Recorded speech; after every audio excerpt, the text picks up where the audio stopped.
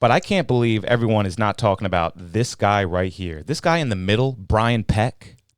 I haven't seen too many people on Facebook talking about Brian Peck. I mean, I am in no way defending Dan Snyder. But this guy, Brian Peck, is about 100 times worse. 100 times worse. What a piece of shit. It's absolutely tragic what he did to Drake Bell. Pretty much derailed a very talented young man in his whole career.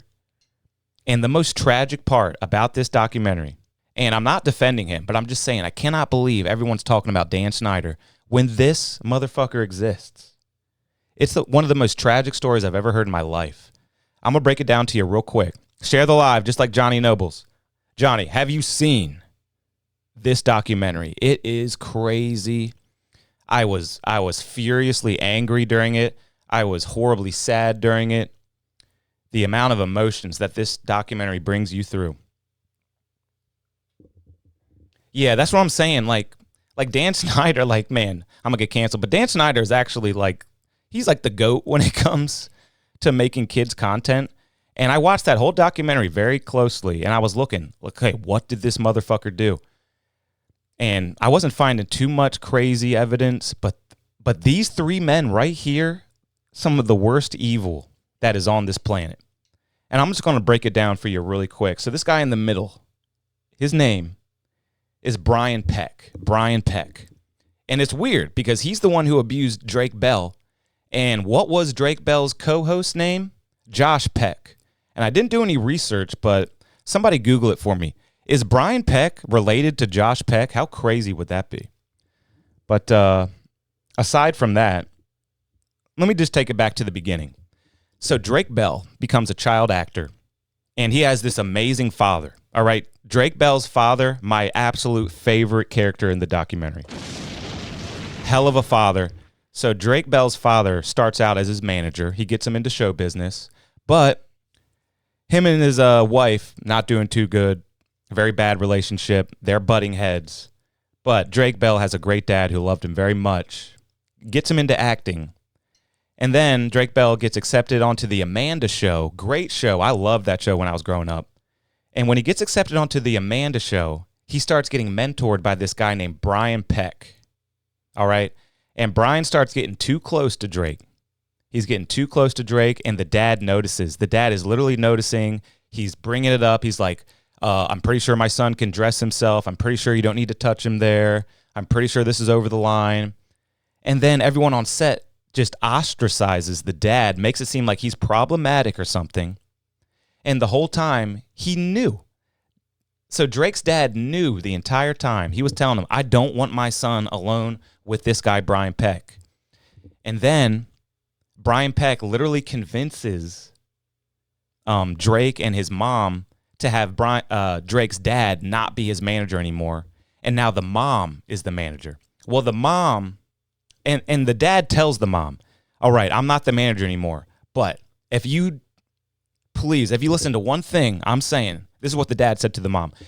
Just don't let my son around Brian Peck. That was the last words of the dad after he wasn't the manager anymore.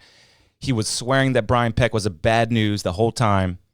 And he told the mom, whatever you do, just don't let my son around Brian Peck. And what does she do? She lets Drake sleep over at the guy's house over and over and over again. And I'm not going to get into it, but the abuse is as bad as you could ever imagine. This guy put Drake Bell through hell.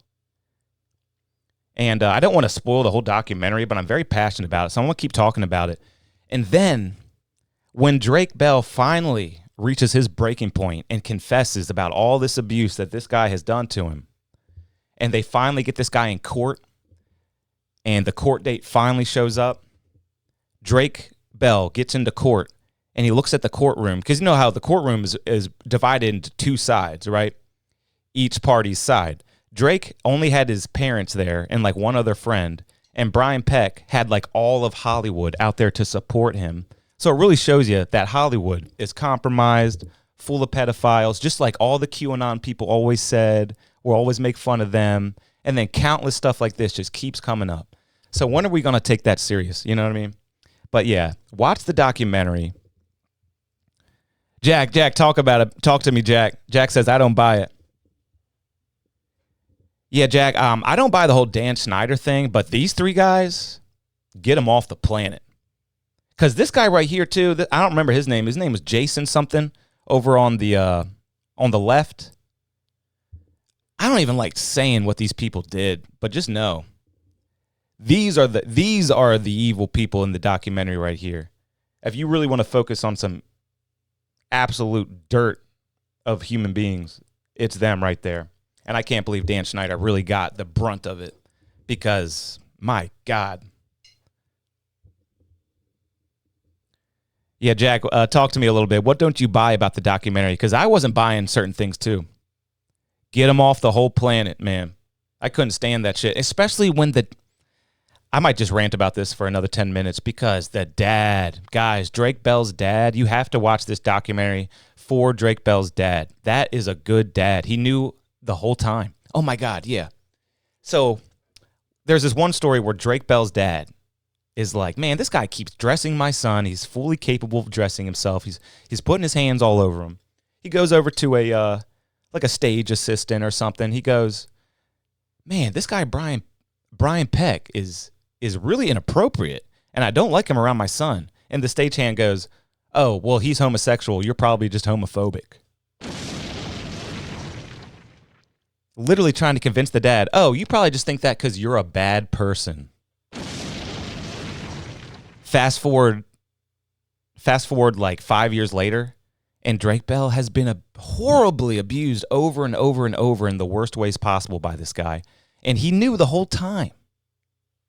And sometimes you just got to trust your gut. That's all I'm saying right now. Especially all the fathers out there. You just got to trust your gut sometimes. They tried to gaslight that dad big time. Big time. Don't believe your lying ears, eyes, and brain. Yeah. Hate that. I really, really hate that. Anybody got anything to say? Anybody want to call in, talk about this documentary? I'll post the number. I'm sure y'all are shy right now in the morning, but that's the number. If you want to call in, give your 2 cents on the Quiet on the Set documentary, go ahead and do that. I got a few more slides on it. There he is, Drake Bell. I feel for you, bro. Oh my gosh, but there is one thing I need to talk about Drake Bell that no one else is really talking about, and this is crazy. So you watch this documentary, you're feeling terrible for Drake Bell, and then like later in the documentary, and they kind of just gloss over it, he pleads guilty to like inappropriately contacting a minor. Yeah, Drake later in his life pleads guilty to inappropriate contact with a minor. So it's almost like he got bit by a vampire and he has the bug now. Like, I thought that was crazy. And I feel for Drake, but he literally pled guilty to inappropriate contact with a minor, and he did his time and everything. And I thought that was really fascinating too, because it seems like it's like a disease. It's like a virus, you know? It's absolutely crazy. Yeah. And then the mom, I really kind of hate Drake Bell's mom. Horrible, you know? Bad mom. Literally said, oh, she didn't like to drive, so she just let Brian Peck take him everywhere and anywhere because she didn't like to drive. And they only gave Brian 16 months. That's very true. 16 months because all his Hollywood buddies came out and supported him.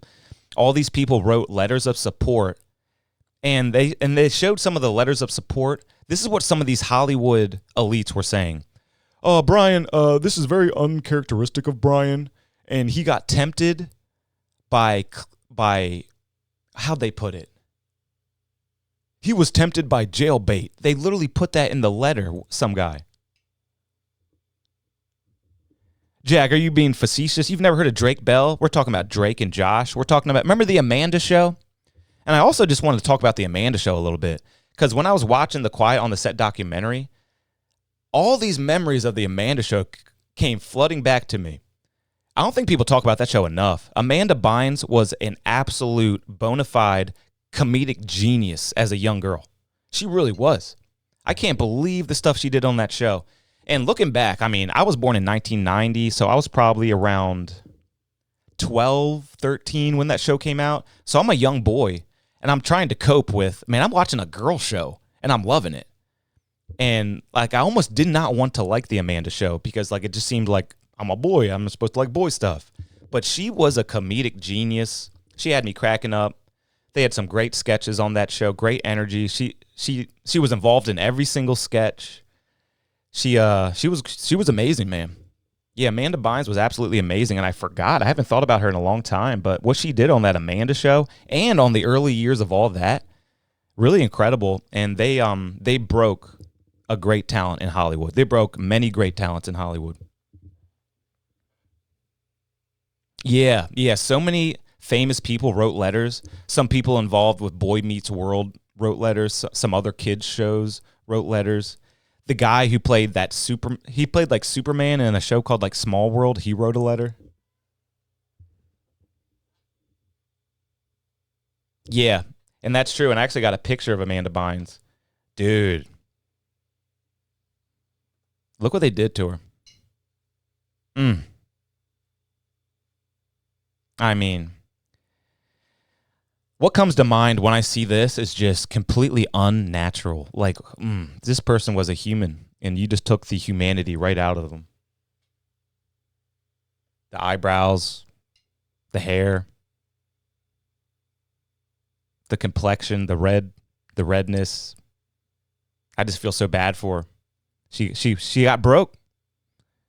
She got broken by the system. Actually, so we get a lot of facts about Drake Bell. We don't get too many facts about Amanda Bynes, but the proof is in the pudding. Like something not right happened. And she was one of the greatest comedic minds of our generation, man. But yeah, watch the documentary. Watch them all. Watch all episodes of the documentary and make your own opinions about Dan Snyder. Don't get all caught up in what everyone's saying about Dan Snyder. I didn't see too much about Dan. I saw a whole lot about those other three demons in human form. And but I will say this about Dan Snyder. He had a foot fetish. And he did some stuff that was bad.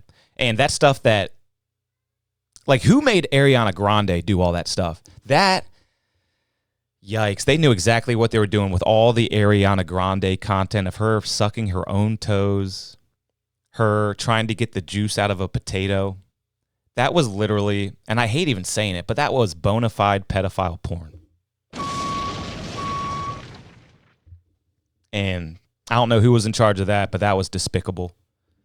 That was on your platform and that someone could watch that and give it a green light.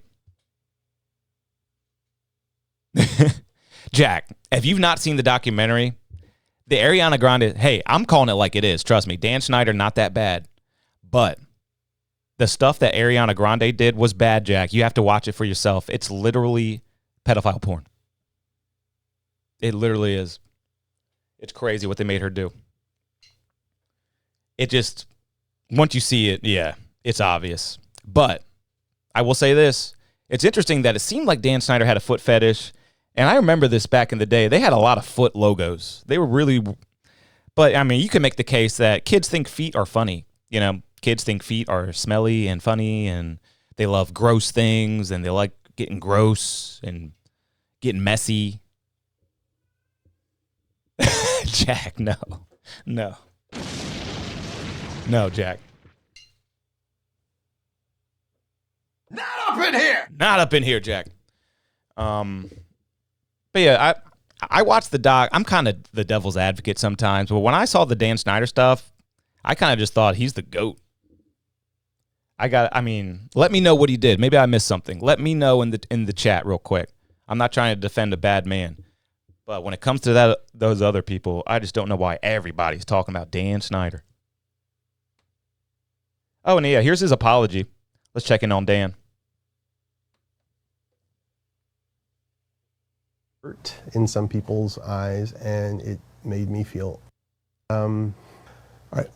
When I watched the show, I could see the hurt in some people's eyes, and it made me feel awful and regretful and sorry.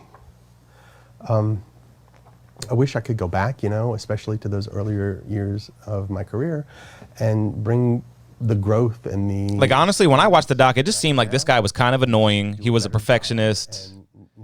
He demanded a lot of massages on his shoulders and neck. Asshole to anyone ever. He had a pretty messed up sense of humor, but nothing that because doesn't Brian Peck still exist? Didn't he only get 16 months? And we're talking about this guy? Is Brian Peck literally still walking around and we're talking about this guy? That's all I'm saying. That's all I'm saying. Daisy said, wait a minute, bro. Is the Tebow from iCarly? I don't know nothing about iCarly. That's past my time. I was a first-generation All That watcher. I was a first-generation Amanda Show watcher. Keenan and Kel. Got a little bit of SpongeBob before I was too old. Fairly Odd Parents, got a little bit of that. But yeah, that documentary, if you haven't seen it, you need to see it so you can get part of the discussion. Everyone's talking about it. You need to be part of this discussion. Shout out to C-Mac, because I loved this post because I relate to this post. This is me if I'm Drake Bell's father. After I told everybody I knew what was going on and you gaslit me, and now my son got over and over and over and over. I don't know what I would do. And if you don't know what this picture is referring to, it's a pretty badass scene. All right, look it up. And this show was also past my time. It was called, what was it called again? Just Jordan. He went viral. He said, Just Jordan got canceled. I ain't giving up no ass. So be strong out there, guys. Just like Jordan. Because it's kind of incredible how so many people can get pressured into these situations they don't want to be in. Like, stay strong. Tell a guardian you can come forward to somebody. You can stand up to evil. Just like Jules Jordan. Oh, no, wait. His name is Jordan Lewis. All right, guys. We're off of it unless someone wants to keep talking about it. Oh, yeah, and if you don't know who Brian Peck was, and you were a first-generation All That watcher like me, he literally is Pickle Boy. Just held a plate full of phallic images. Oh, my God, it seems like we have a co-host entering.